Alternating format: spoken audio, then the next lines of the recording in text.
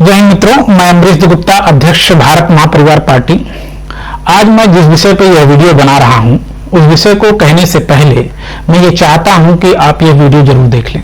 तो भाजपा में संगठन मंत्री हमेशा संघ ही क्यों दे? I don't ever slow up, no I don't take shit. I got no love for the fakeness. If you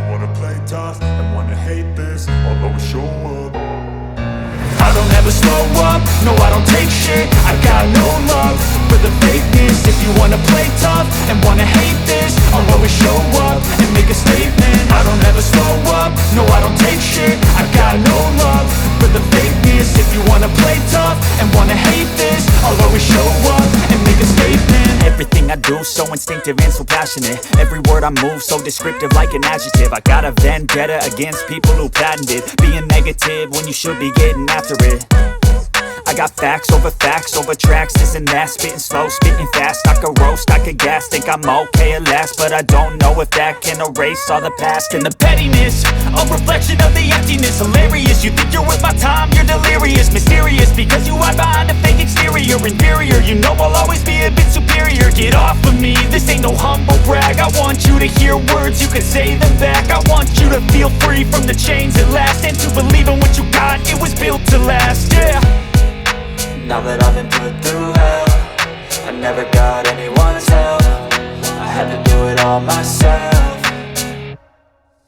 I don't ever slow up, no I don't take shit. I got no love for the fakeness. If you wanna play tough and wanna hate this, I'll always show up and make a statement. I don't ever slow up, no I don't take shit. I got no love for the fakeness. If you wanna play tough and wanna hate this, I'll always show up and make a statement. Gonna learn the consequence of being incompetent. Mental health is confidence, dreams and some honestness. I'm not here to save the day, that's for you to take away. I could play a million mind games, but instead I say something not illogical, something that is topical. Rub it on and watch it go, make yourself unstoppable. Dreams are irresponsible, but they're always possible. If you just believe, you could be so remarkable. Thoughts in my head, a collage and they spread. I'll be great one day, going off of my meds. No, I'm not giving up, no, I'm not giving in. I will make it to the top, taking off in the wind. I gotta make it, I'm saving every day to taste it. I'm patient, but my mind, it can hardly take it. I'm chasing a dream that I've had for several ages. A vacant, modern kingdom for the taking. Now that I've been put through hell, I never got anyone's help. I had to do it all myself. I don't ever slow up, no I don't take shit. I got no love for the fakeness. If you wanna play tough and wanna hate this, I'll always show up and make a Assandh का इस्तेमाल ये शब्द आपने किया है, ये बड़ा कठिन कर्म है, हो नहीं सकता। संघ के द्वारा कभी नहीं होगा, क्योंकि आजकल है बहुत लोग आते हैं और फोटो खिंचवाते हैं और कभी कभी अपने एप्लीकेशन में जोड़ते भी हैं। अब जैसा आपने कहा कि जहां ये एप्लीकेशन जाती है वहां जो संगठन मंत्री बैठे वो सोच चुके हैं, तो वो जानते हैं इस फोटो का मतलब क्या होता है। लाभ नहीं होता, उल्टा नुकसान होता है।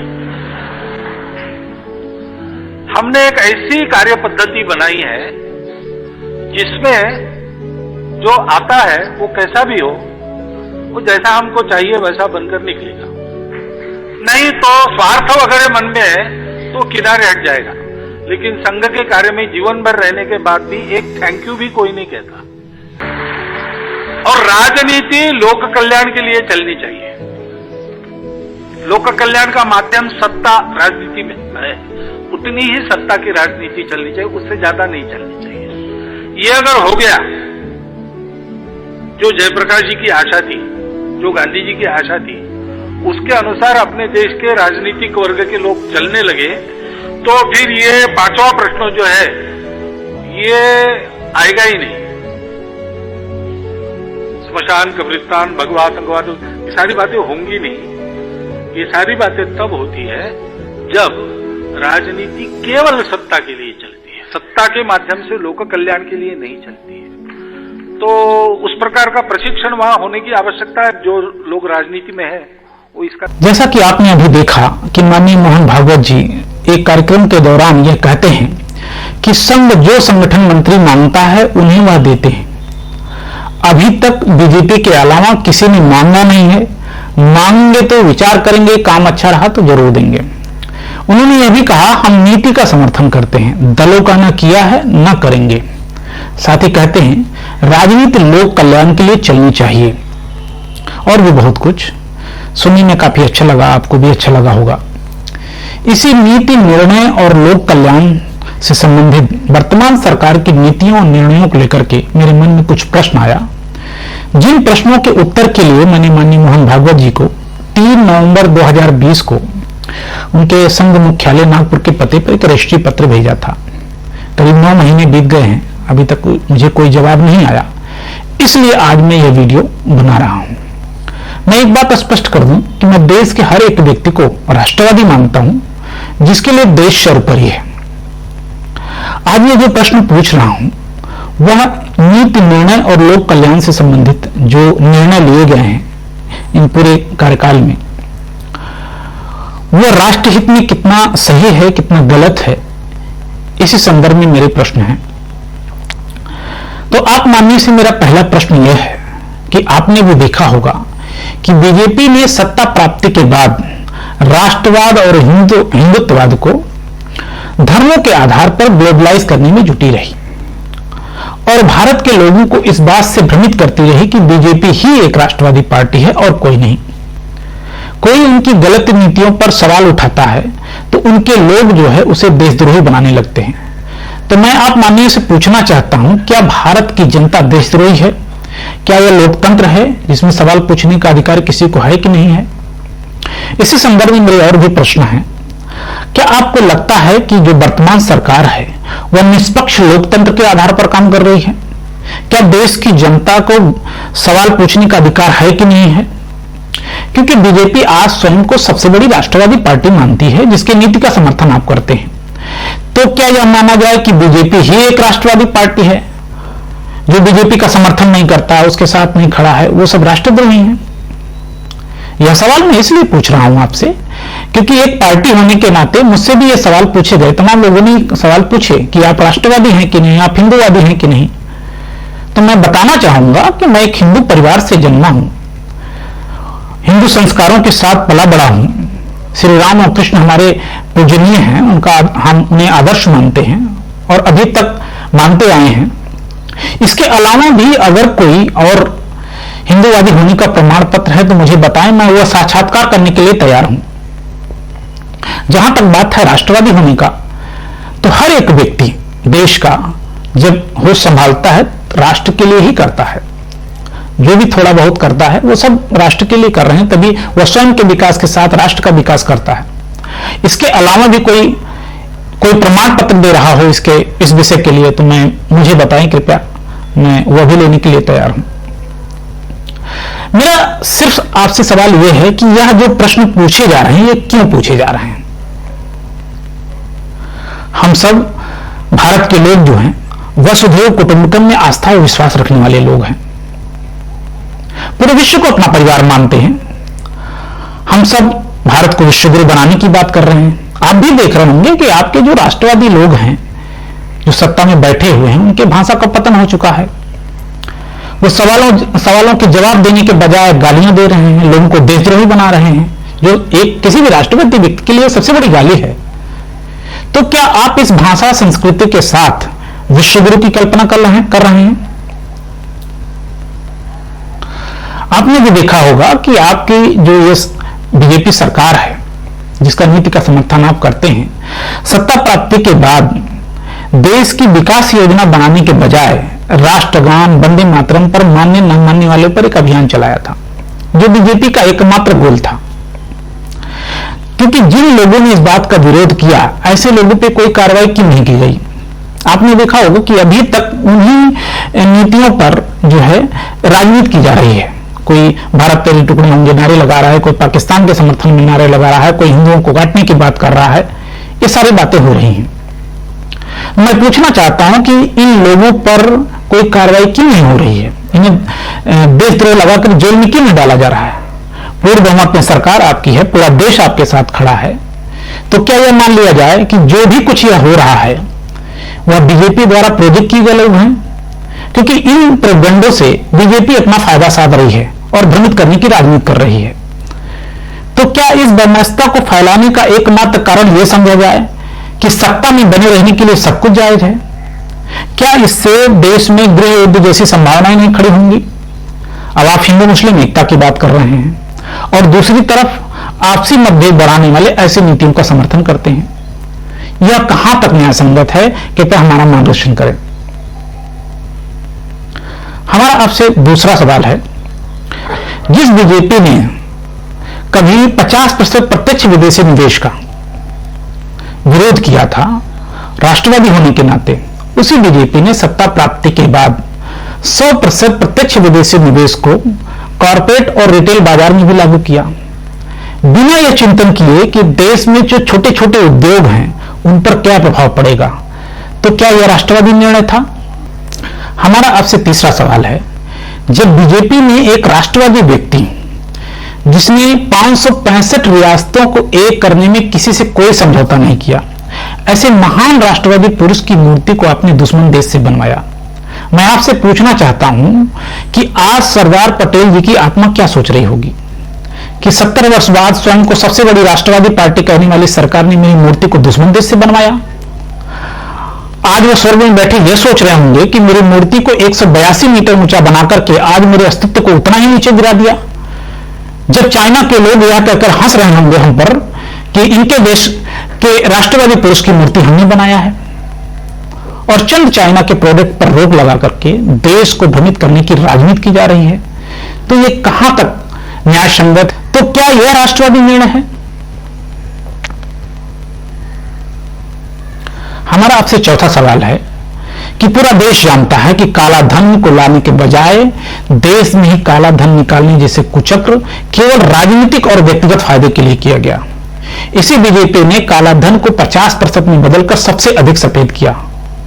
देश में 100 से अधिक लोग मारे गए, कितने लोग परेशान होकर दिल्ली के अंदर नग्न प्रदर्शन किया स्त्रियों ने, और बीजेपी के लोग नोट बदलते रहे, जिससे देश की आत्मनिर्भरता के साथ प्रत्येक व्यक्ति की आत्मनिर्भरता खंडित हुआ, जिसे आज भी पूरा देश भुगत रहा है। तो क्या यह राष्ट्रवादी निर्णय था? हमारा आपसे पांचवा सवाल है, जो स्वयं को सबसे बड़ी राष्ट्रवादी पार्टी मानती रही, जिसके नीति का समर्थन आप करते हैं, वह राष्ट्र की युवा क्षमता और योग्यता को 70 साल में नहीं पहचान सकी, जो भारत को आत्मनिर्भर बनाने की एक भी नीति नहीं बना सका, और सत्ता प्राप्ति के बाद भारत में विदेशी कंपनियों को बढ़ावा देकर देश को आत्मनिर्भर बनाने की जुगत लगाता रहा। मैं आपसे पूछना चाहता हूं कि जिस भारत की क्षमता और वस्तु की मांग को चाइना समझ गया, उसे बीजेपी क्यों नहीं समझ पाई? जिस भारत की आज संस्कार और संस्कृति की दुहाई दुनिया में दी जाती है, उससे जुड़े तमाम व्यवसाय को चाइना ने किया और वह ट्रिलियन जीडीपी का मालिक बन गया। और आपकी यह जो राष्ट्रवादी सरकार ने सत्ता में आने के बाद भारत को एक बाजार बनाकर रख दिया, जो दूसरे कर रहे थे उससे ज्यादा गलतियां तो आपकी राष्ट्रवादी सरकार ने किया। तो क्या इससे देश आत्मनिर्भर बनेगा? तो क्या यह राष्ट्रवादी निर्णय है? कृपया हमें बताएं। हमारा आपसे छठवां सवाल है, चूंकि आप धार्मिक मामलों के जानकार भी हैं, मैं आपसे पूछना चाहता हूं कि अभी जो राम मंदिर पूजन किया गया था चौमास काल के दौरान केवल राजनीतिक फायदे के लिए, जिसमें चौमास के साथ साथ मुख्य पुजारी और शंकराचार्य की बातों को दरकिनार किया गया, मैं आपसे पूछना चाहता हूं कि जिस चौमास का पालन स्वयं श्री राम जी ने किया था, जिनके पास समुद्र को सुखा देने तक की शक्ति थी, अगर वो चाहते तो इस चौमास के वर्षा काल को रोक करके अपनी भार्या सीता का पता लगा लेते, लेकिन उन्होंने तो ऐसा नहीं किया। तो क्या आपको नहीं लगता है कि बीजेपी ने अपनी केवल राजनीतिक फायदे के लिए इस चौमास का पालन नहीं किया? तो क्या यह भारत के संस्कार और संस्कृति पर कुठाराघात नहीं था? तो क्या यह राष्ट्रवादी निर्णय था? आप इस नीति का समर्थन करते हैं? हमारा आपसे 7वां सवाल है, देश की आत्मनिर्भरता को एक एक करके खंडित किया जा रहा है और देश का जो अस्थायी उपक्रम है उसका निजीकरण किया जा रहा है। क्या आप 200 साल की अंग्रेजों की गुलामी को भूल गए? उस समय भी तो इस तरीके के फैसले राजाओं द्वारा लिए गए थे। हुआ क्या? वे सभी एक पूंजीवादी व्यवस्था के गुलाम हो गए। तो जो आज ये निजीकरण हो रहा है, क्या इससे कल में कल को सत्ता निरंकुश नहीं होगी? क्या इस निर्णय से देश की जनता को भविष्य में महंगाई और कर की वजह से शोषित नहीं होना पड़ेगा? तो क्या यह राष्ट्रवादी नीति है और इस नीति का समर्थन आप करते हैं? हमारा आपसे 8वां सवाल है, आप इंडिया का समर्थन करते हैं कि भारत का? यह सवाल मैं इसलिए पूछ रहा हूं क्योंकि बीजेपी ने इंडिया रूपी विचारधारा को बढ़ाने का काम किया।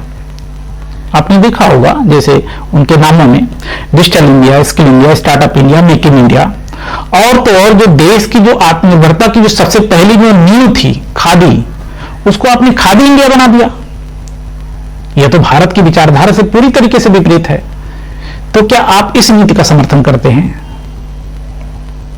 हमारा आपसे 9वां सवाल है, आपने देखा होगा कोरोना के शुरुआती दौर में माननीय मोदी जी चड्डी बंदी से बना मास्क चाइना से मंगवा रहे थे। जब चीन ने बॉर्डर पर सरगर्मियां फैलाई तो भारत के लोगों ने चाइना के प्रोडक्ट का वो बहिष्कार करने लगे। तब माननीय मोदी जी देश को आत्मनिर्भरता का संदेश देने लगे। मैं पूछना चाहता हूं कि यह संदेश 2014 में क्यों नहीं दिया? आज आप चाइना से करीब 85% व्यापार की हिस्सेदारी कर चुके हैं कई मामलों में, और देश कंगाल की स्थिति में आ चुका है, देश का हर व्यक्ति कंगाल की स्थिति में आ चुका है, तब आप यह संदेश दे रहे हैं।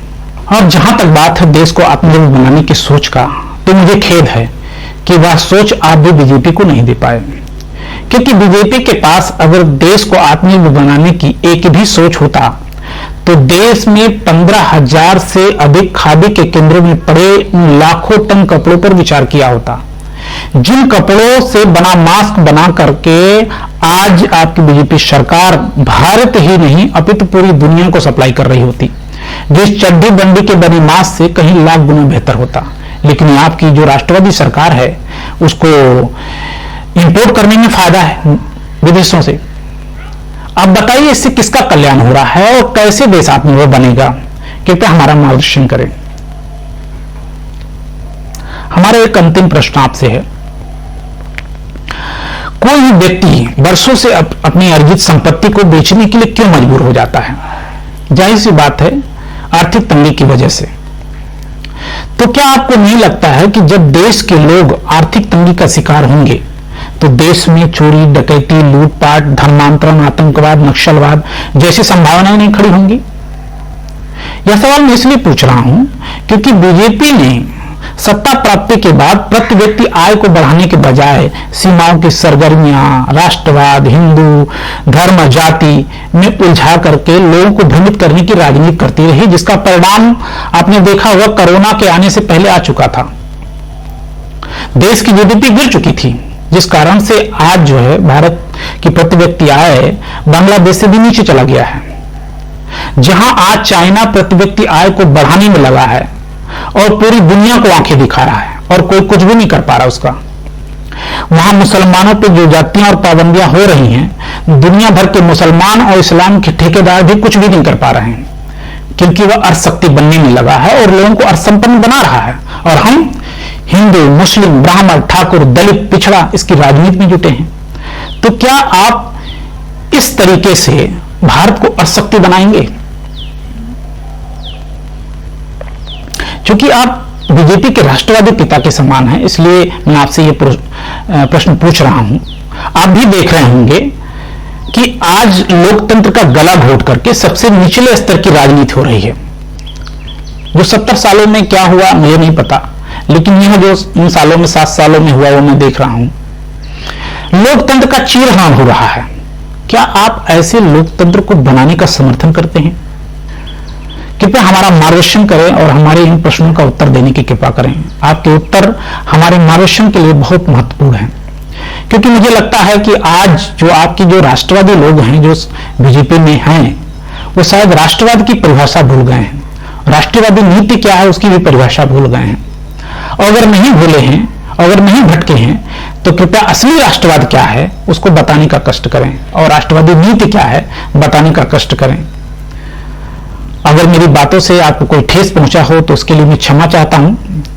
मैं उन तमाम देशवासियों से यह कहना चाहता हूं कि जो मैंने प्रश्न पूछे हैं वह आपके भी मन के प्रश्न हैं, तो कृपया इस वीडियो को अधिक से अधिक शेयर कीजिएगा जिससे कि ये हमारा वीडियो हमारे राष्ट्रवादी के पुरोधा कहे जाने वाले माननीय मोहन भागवत जी हैं उन तक ये पहुंच सके। जय हिंद, जय भारत, वंदे मातरम।